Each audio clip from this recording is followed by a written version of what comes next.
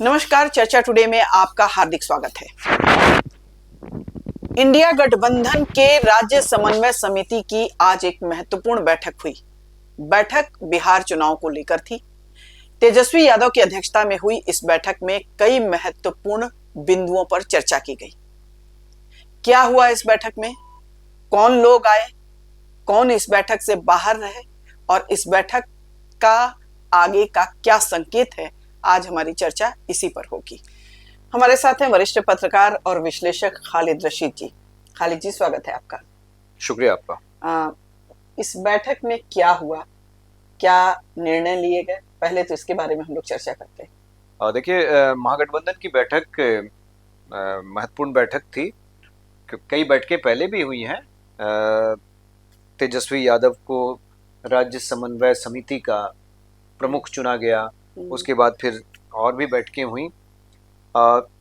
मोटा मोटी जो है तमाम चीज़ों को वो डिस्कस कर रहे हैं। तो स्ट्रेटेजी थोड़ी सी महागठबंधन की इस बार नजर आ रही है कि वो अलग अलग विषयों पर एक साथ बैठ रहे हैं।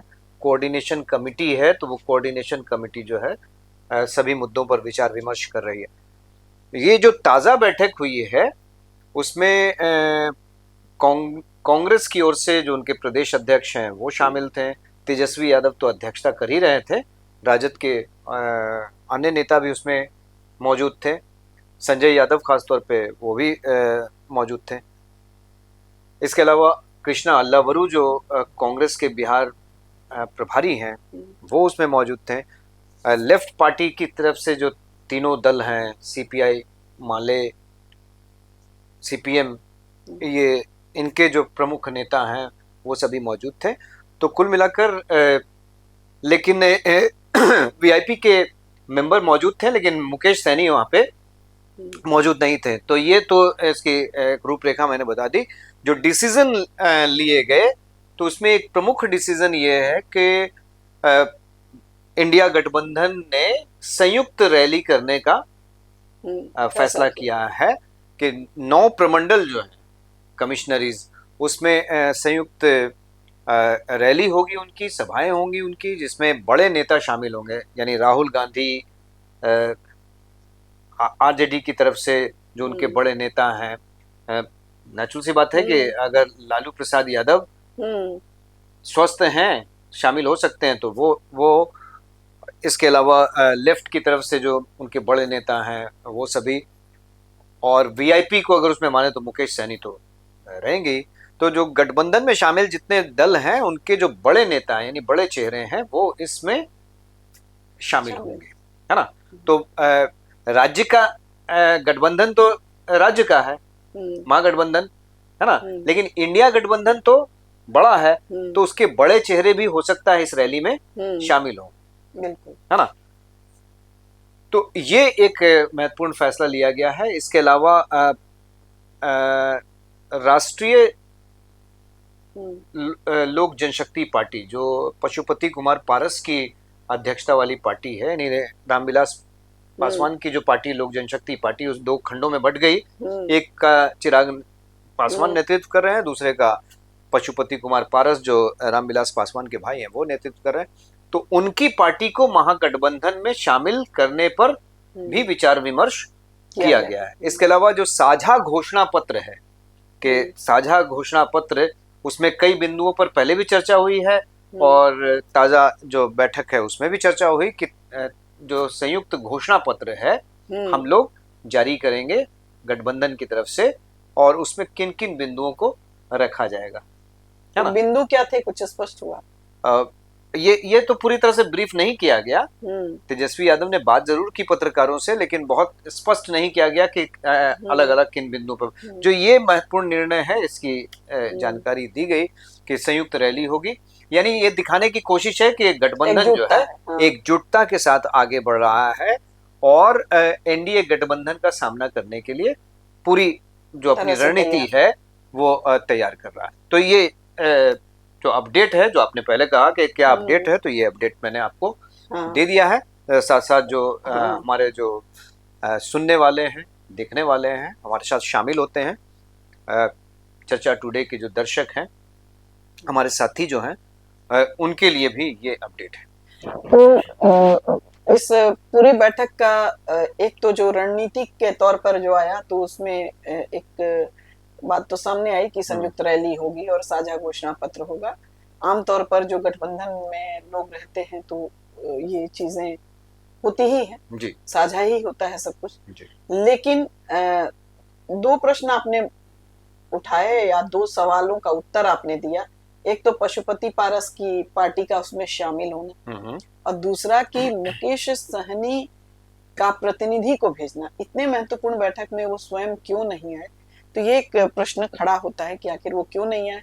और दूसरा ये कि पशुपति कुमार पारस यदि उसमें शामिल होते हैं गठबंधन में, तो उससे गठबंधन की सेहत पर क्या असर पड़ेगा, कितना फायदा होगा, और मुकेश सहनी शामिल क्यों नहीं हुए, यदि वो कहीं और जाने का प्लान कर रहे हैं तो उसका असर क्या पड़ेगा। इस पे एक हम लोग जरूर जानना चाहेंगे, दर्शक भी जानना चाहेंगे। जी बिल्कुल, यही सवाल उमड़ घुमड़ रहे हैं, तमाम अटकलें जो हैं इसी के चारों तरफ लगाई जा रही हैं कि बहुत फ्रेजाइल माने जाते हैं। जहां तक मुकेश सहनी का सवाल है तो बहुत फ्रेजाइल माने जाते हैं, महत्वाकांक्षी भी हैं। तो वो शुरू से हम लोग अपनी हर चर्चा में इस बात को इंगित करते रहे हैं कि मुकेश सहनी का कोई परमानेंट ठिकाना अभी तक तय नहीं हुआ। यानी दिखने में तो वो लग रहे हैं कि महागठबंधन के साथ हैं, लेकिन जेस्चरिंग जो उनकी है उससे ये लगता है कि वो बार्गेन जो है वो अंतिम समय तक करेंगे और अगर उनकी बात नहीं बनी तो वो दूसरी तरफ भी जा सकते हैं, है ना। तो इस लेटेस्ट डेवलपमेंट में ये भी ऐड करते चलें कि उनको एनडीए की तरफ से न्योता भी मिला। मुकेश सहनी को एनडीए की तरफ से न्योता भी मिला। जो मांझी जी के पुत्र हैं सुमन, संतोष सुमन, उन्होंने कहा कि भैया निषाद समाज की जो आप बात कर रहे हैं, निषाद समाज को जो सम्मान है, उनकी जो भागीदारी है वो सुनिश्चित होगी एनडीए में ही, तो आप एनडीए में ही आ जाइए। न्योता एक तरह से दिया है। तो मुझे ये लग रहा है कि संतोष सुमन ने ये बातें कह दी तो ऐसे ही नहीं कही होगी, कहीं ऊपर से एनडीए के बड़े नेताओं की तरफ से इस तरह के संकेत उनको दिए गए होंगे कि इस बात को आप उछालिए, रखिए, इस ऑफर को रखिए। सीधे तौर पे तो मुकेश सहनी को नहीं रख रहे हैं, कोई मीटिंग तो हुई नहीं है, लेकिन वो मीडिया से बातचीत में या अन्य जो सोर्सेज हैं उनसे बातचीत में इन चीजों को सामने रख रहे हैं, तो किसी के कहने पे रख रहे हैं। और टेस्ट एक तरह से किया जा रहा है, मन टटोला जा रहा है, मुकेश सहनी का मन टटोला जा रहा है कि भैया जो हिलते डुलते रहते हैं तो वो क्या इधर आ सकते हैं। लेकिन असली समस्या ये होगी कि अगर मुकेश सहनी फिर वहां जाते हैं तो फिर जो उनके जो अभी जो घटक दल हैं, है ना, उनमें परेशानी बढ़ जाएगी, क्योंकि सीटों की मारामारी तो यहाँ भी है, सीटों की मारामारी वहां भी है। तो अगर मुकेश सहनी वहां जाते हैं तो फिर 10 सीटों की मांग करेंगे, मांग तो ज्यादा करेंगे लेकिन 8-10 की बात जो है बनेगी, मतलब वो प्रमुखता से रखेंगे तभी तो जाएंगे, क्योंकि पिछले चुनाव में उनको कितनी सीटें, यहाँ तो शायद 50 सीट मांग रहे हैं वो, यहाँ 50 सीट की बात कर रहे हैं वो। तो अगर ये 50 सीट की तो बात तो उनकी डिप्टी सीएम पद भी मांग रहे हैं, डिप्टी सीएम पद की बात भी लगातार वो कहते रहे हैं। तो क्या महागठबंधन के लोग जो है उनकी बातों को फाइनल करेंगे। तो एक तरह से जेस्चरिंग थी कि आज की जो बैठक हुई उसमें वो शामिल नहीं हुए। उन्होंने कहा कि हमारा जरूरी जो काम है वो दिल्ली, संभवतः दिल्ली में रहे, तो पटना छोड़कर दिल्ली में रहे इस महत्वपूर्ण मौके पर, जबकि वो वीआईपी के प्रमुख हैं और ज्यादातर समय पटना की पॉलिटिक्स जो होती है उसमें रहते हैं, और तेजस्वी यादव के साथ तो वो हमेशा दिखते हैं, है ना। अच्छा, मुकेश सहनी के रहने से या न रहने से महागठबंधन की सेहत पर कितना असर पड़ सकता है, रहने पर क्या फायदा मिल सकता है और ना रहने पर कितना नुकसान हो सकता है, इसका कोई आकलन हो? देखिए निषाद समाज जिसका वो नेतृत्व करने का दावा करते हैं, तो एक बात तो तय है कि इस समाज की जो उपस्थिति है सभी कॉन्स्टिट्यूंसी में, और खासकर जो मिथिलांचल का क्षेत्र है ना, उसमें उनकी उपस्थिति बहुत अधिक है। शाहबाद के क्षेत्र में उतनी उपस्थिति नहीं है, लेकिन निषाद समाज की जो मौजूदगी है वो मिथिलांचल के क्षेत्र में काफी अधिक है। तो कई सीटों पर जो है वो एक तरह से प्रभाव डाल सकते हैं। तो उनका रहना, देखिए खाली महागठबंधन के हिसाब से मुकेश सहनी जरूरी नहीं होते हैं, वो कॉम्बिनेशन में कहीं ना कहीं सेट होते हैं। इसीलिए देखिए कि पिछले चुनाव में अमित शाह ने उनकी तमाम बातों को मान लिया, है ना, कि ये आपकी इतना आप आइए हमारे साथ, तो आपकी इन शर्तों को हम पूरा करेंगे, ठीक है। भले उन्होंने बाद में सीटें ज्यादा दी, बाद में अपने कैंडिडेट दे दिए, और बाद में वो सारे कैंडिडेट जो है वो आ गए, उनके साथ ही चले गए। तो ये सब होता रहा। तो मुकेश सहनी जिस समाज के नेतृत्व की बात करते हैं, उनकी मौजूदगी तो है, इस बात को मानना पड़ेगा। और जो तमाम जो पॉलिटिकल पंडित्स हैं वो ये मानकर चलते हैं, जो सलाहकार हैं सभी दलों के, गठबंधन के, वो ये मानकर चलते हैं कि कम से कम 50 ऐसी सीटें हैं जहां इस समाज के लोग, है ना, अच्छी संख्या में, हाँ, जीत और हार के अंतर को तय कर सकते हैं। अच्छा, है ना, जीत हार की जो परिस्थितियां हैं उसको तय कर सकते हैं, खासकर उन सीटों पर जहां पे बहुत सिलेंडर मार्जिन होती है। तो एक दूसरा सवाल ये भी है, क्योंकि इसी से जुड़ा हुआ सवाल है, इसलिए हम बोल दे रहे हैं, तो उनका रहना, हाँ, उनका रहना तो फायदेमंद है, लेकिन उनकी शर्तों को पूरा करना ये बहुत मुश्किल है। नहीं, और किसी भी गठबंधन, एक बात और भी है कि जैसे आमतौर पर लोग ठेकेदारी कर लेते हैं, क्योंकि हम निषाद समाज से आते हैं, सन ऑफ मल्लाह खुद को कहते हैं, तो हम सारे मल्लाह वोट मेरी तरफ आ जाएंगे। लेकिन ये भी थोड़ा हाइपोथेटिकल हो सकता है, ये भी हो सकता है कि कोई जरूरी नहीं है कि मल्लाह समाज सिर्फ इन्हीं के कहने पर जाए। जैसे कि उपेंद्र कुशवाहा के केस में ऐसा हुआ है कि भाई वो एक तरह से ठेकेदारी दिखाते थे कि कुशवाहा वोटों पर मेरी पूरी पकड़ है और कुशवाहा हम ही को पूछेंगे। लेकिन कई मौकों पर ये, जैसे अभी वो लोकसभा चुनाव लड़े, उसमें नहीं दिखा उनका ये, खुद अपनी सीट गंवा बैठे, जबकि दूसरे कुशवाहा कैंडिडेट जीत गए। और कई बार नीतीश कुमार से अलग होने के बाद भी नीतीश कुमार को, या ये कह लीजिए कि जदयू भाजपा गठबंधन को बड़ी संख्या में कुशवाहा वोट मिला है। तो एक जो लोग ये दावेदारी ठोकते हैं, उसमें भी कभी कभी लोचा होता है। नहीं, ये तो देते हैं कि मेरी पूरी दावेदारी है और सारा वोट हमको आएगा, लेकिन मानस भी बदलता रहता है। हो सकता है कि पहले टर्म में मुकेश सहनी बहुत प्रभाव छोड़े हों, लेकिन कभी कभी कम भी होता है प्रभाव। ये हम कह नहीं रहे कि कम हो गया, लेकिन संभावनाओं पर बात हो सकती है। देखिए, मेरी जो एनालिसिस है, मुकेश सहनी ने बहुत जल्दी, देखिए बहुत दिन नहीं हुए उन्हें, हाँ, बिहार की पॉलिटिक्स में इंटर किए हुए, वो एक तरह से पैराट्रूप हुए हैं, हाँ, है ना। चुनाव के दौरान 2014 का जब चुनाव चल रहा था, लोकसभा चुनाव, उस दौरान वो एक तरह से पैराट्रूप हुए यहाँ पे, है ना, बिहार की पॉलिटिक्स में एक्टिव हुए, और सन ऑफ मल्लाह के तौर पे अपने आप को प्रोजेक्ट किया, और अपने जो संसाधन है, काफी संसाधन है उनके पास, है ना, उसका इस्तेमाल करते हुए उन्होंने अपनी एक पहचान बनाई। और कम से कम मल्लाह समाज में ये अपेक्षा तो जरूर जगा दी कि हमारा भी कोई नेता है, है ना। तो गांधी मैदान में जो रैली उन्होंने की थी उस समय, उसका मुझे याद है कि अच्छी खासी भीड़ उन्होंने इकट्ठा की थी, है ना। अब तमाम वजह थी, तो उनको थोड़ा मैनेज करने भी आता है ना। He knows how to manage बिल्कुल डिफरेंट पॉलिटिकल एस्पेक्ट्स को, कैसे वो मैनेज करते हैं, तो वो मैनेज करना भी आता है, तो अपनी प्रेजेंस दिखा रहे हैं। तो आज के समय में मल्लाह समाज को, निषाद समाज को, है ना, केवट को, ये अपेक्षा उन्होंने जगा दी है कि हाँ, आपकी भी पार्टिसिपेशन होगी। इसीलिए देखिए कि दूसरे दलों में जो सहनी मौजूद है ना, उनको थोड़ा सा मौका मिलने लगा, है ना। मदन सहनी की बात करें तो देखिए उनको मौका मिलने लगा, उनको मंत्री बनाया गया, है ना। तो ये अपेक्षा जगी है, और उनकी इस कोशिश का परिणाम है कि उनको स्पेस मिलने लगा। एनडीए की तरफ से भी ऑफर मिलते हैं और महागठबंधन की तरफ से भी ऑफर मिलते हैं, लेकिन जैसा कि मैंने कहा कि उनकी उपस्थिति से फायदा तो है ना। वोट वो अपना ट्रांसफर करा भी सकते हैं। ये अलग बात है कि वो खुद अपना चुनाव हार गए, है ना, लेकिन उनके कुछ कैंडिडेट्स जीते।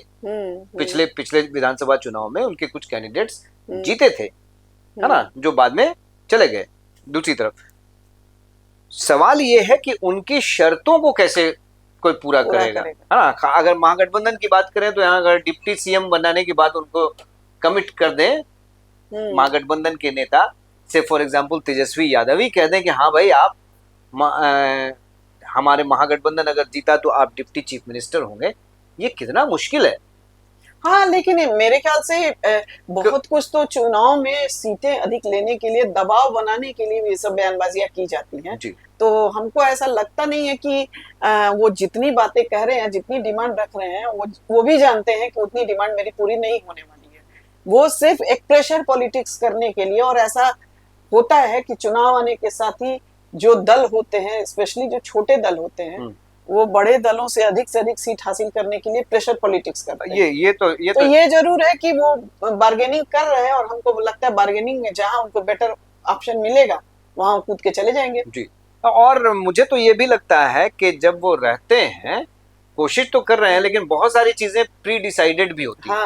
हाँ, बड़े नेताओं के स्तर पे सब चीजें डिसाइड होती हैं। ये पब्लिक जेस्चरिंग भी होती है। हाँ, बिल्कुल, है ना, कि देखिए हम नाराज हैं, देखिए हमको इतनी सीट नहीं मिली तो हम चले जाएंगे। लेकिन उनको पता है कि कितनी सीट पर बात हुई है और अंततः कितनी सीट पर बात होगी। तो बहुत सारी चीजें प्री डिसाइडेड भी होती हैं। पब्लिक जेस्चरिंग के लिए कुछ होता है, बंद कमरों में बातें कुछ होती हैं, मीडिया से कुछ कहा जाता है ना, डिसीजंस कुछ और होते हैं। तो ये भी मुझे लगता है। एक और चीज है कि जैसे पशुपति पारस के जाने से आरजेडी में क्या फर्क होगा? क्या वो इस स्थिति में है कि वो चिराग पासवान को डेंट लगा सके या उनके वोट बैंक को कुछ डेंट मार सके? ठीक है, पशुपति कुमार पारस की पार्टी में अगर देखें तो सांसद जो हैं वो तो उन्हीं के पार्टी के। सांसद होना अलग बात है, लेकिन मेन बात है कि पिछले चुनाव की अगर हम लोग बात करें, इस चुनाव में तो उनकी उपस्थिति नहीं रही। लेकिन पहले जो वो देखिए, पहले वो जो सांसद सारे सांसद थे जो इन्हीं के साथ खड़े हुए थे, प्रिंस राज हो। नहीं, वो बात नहीं है। पहले जो सांसद बने थे वो तब सांसद बने थे जब दोनों ज्वाइंट चुनाव लड़े थे। उस समय चिराग पासवान ये लोग एक साथ में थे। उसके जीतने के बाद पार्टी दो धड़े में हुई। हाँ, मैं उस पे आ रहा था कि ये 6 सांसद जो थे उनके, उसमें से ज्यादातर सांसद उनके साथ थे। बिल्कुल, है ना, पशुपति कुमार पारस के। और एक समय तो ऐसा आ गया था कि भाई बिल्कुल हाशिए पे फेंका गए थे चिराग पासवान, और तमाम तरह के सवाल उठने लगे थे कि भाई असली वारिस होने का दावा तो करते हैं ये, लेकिन लगता है कि भाई के साथ जो है समर्थन ज्यादा है। लेकिन बहुत मेहनत की चिराग पासवान ने और स्थिति को बदल दिया। नहीं, एक बात और भी है, चाचा भतीजे की जो एक बात और भी है कि मेहनत करने के साथ ही आमतौर पर देखिए जो कम से कम भारत का जो माइंडसेट है, भारतीय जनता का जो माइंडसेट है, वो सांसद विधायक पर डिपेंड ही नहीं रहती है। उसके जो हीरो होते हैं, जो आइकॉन होते हैं, वो उन्हीं के साथ रहती है, चाहे कोई आए कोई जाए। देखिए, ये बात तो तय है कि चिराग पासवान के साथ जो पासवान वोट है ना, जिसको दुसाध वोट भी आप कह सकते हैं, तो वो जो वोट है वो कनेक्ट होता है चिराग पासवान के साथ, है ना। जो रामविलास पासवान की जो लिगेसी है वो जुड़ती है चिराग पासवान के साथ, और जो वोटर हैं इस वर्ग के ज्यादातर वोटर, अधिकतर वोटर, वो उनके साथ कनेक्ट होते हैं। और अन्य जो युवा हैं वो भी उनसे कनेक्ट होते हैं। युवा होने के नाते, एक चमकता हुआ चेहरा जो है उसके नाते वो उनसे कनेक्ट होते हैं। लेकिन जहां तक पशुपति कुमार पारस का सवाल है, तो आप उनको बिल्कुल साइडलाइन नहीं कर सकते हैं, है ना। उनके पास भी कुछ सीटों पर प्रभाव डालने के बहुत अच्छे मौके हैं, है ना। खासकर हम अगर बात करें समस्तीपुर सीट, है ना, दरभंगा की कुछ सीटें, समस्तीपुर की कुछ सीटें, दरभंगा की कुछ सीटें, सुपौल की कुछ सीटें, फिर वही मिथिलांचल, है ना। तो यहाँ पे जो समाज का वोट है, खगड़िया की जो कुछ सीटें हैं, उन पे कॉम्बिनेशन को बिल्कुल वो एक तरफा नहीं रहने दे सकते हैं, है ना। अगर पशुपति कुमार पारस गठबंधन में आ जाते हैं, है ना, और गठबंधन की स्थिति ऐसी हो जाती है कि जो उनके वोटर हैं उनको लगने लगे कि गठबंधन का उम्मीदवार ही जीतेगा, तो फिर पशुपति कुमार पारस की पार्टी से भी कोई अगर उम्मीदवार खड़ा होगा तो वो जीत जाएगा, और दूसरी जगहों पर जो उनके साथ जो जितने परसेंट वोट जो हैं जुड़ते हैं समाज के, है ना, वो ट्रांसफर हो जाएंगे। तो ये फर्क जरूर पैदा कर सकता है।